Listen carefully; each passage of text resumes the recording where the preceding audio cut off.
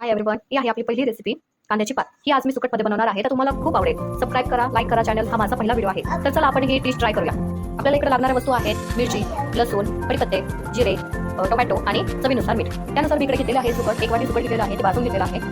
चला तर मग सुरुवात करूया. 2 मोठे तेलाचे पळी टाकूया.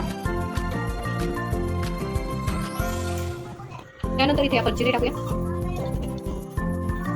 आणि कढीपत्ता टाकूया. हे मीडियम आचेवरतीच फ्राय करूया.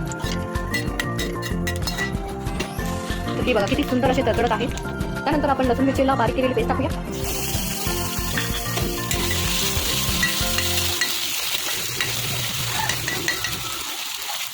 आपण ह्याला स्लो मध्ये शिजवून घेऊया.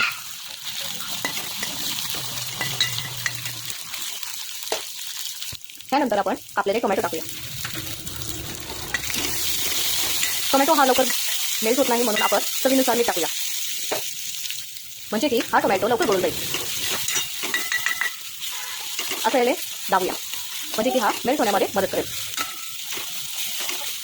आणि ह्याला मंद आचेवरती या टोमॅटोला आपण गळू देऊ. यानंतर बघा टोमॅटो किती छान असा गळून गेलेला आहे. तर चला मग आज आपण आपली भाजी याच्यामध्ये टाकूया, जी मी स्वच्छ पाण्याने धुवून घेतली आहे. तर चला मग या भाजीला आपण एकत्र मिश्रण करून घेऊ. याला पाणी टाकायची काहीच गरज नाही. तुम्ही बघू शकता या भाजीला धुवून काढल्यानंतर याच्यामध्ये पाण्याचा समावेश होतो. आणि आपण ही भाजी मंद आचेवरती शिजवून घेणार आहोत. आता याच्यामध्ये मीठ टाकायची काहीच गरज नाही. तर चला मग आपण ह्याला वाफेवर शिजवून घेऊया. आपण 5 मिनिटांनंतर या भाजीला परत बघणार आहोत. तर 5 मिनिटं याला मंद आचेवरती आपण शिजायला ठेवूया. तर 5 मिनिटं झाली आहे. आपण ही भाजी उघडून बघूया. ही बघा किती सुंदर अशी भाजी दिसत आहे. आणि याच्यामध्ये पाणी टाकायची काहीच आपल्याला गरज नाही. 70% ही भाजी शिजलेली आहे.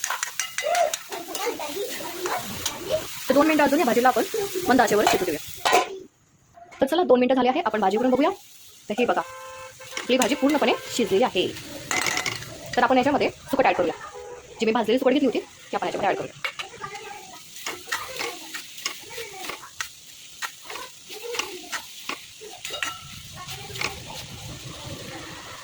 तर आपण सुकटला 2 मिनिटं याच्यामध्ये शिजू देऊ. तर चला मग आपण पाहूया 1 मिनिटानंतर ही भाजी पूर्णपणे शिजली आहे की नाही. तुम्ही हे पाहू शकता की किती छान अशी ही शिजलेली आहे. पाणी न टाकता ही भाजी किती सुंदर अशी शिजलेली आहे. तर चला मग आपण ह्याची प्लेटिंग करूया. हे बघा मित्रांनो, आपली भाजी तयार आहे. किती सुंदर अशी भाजी दिसत आहे.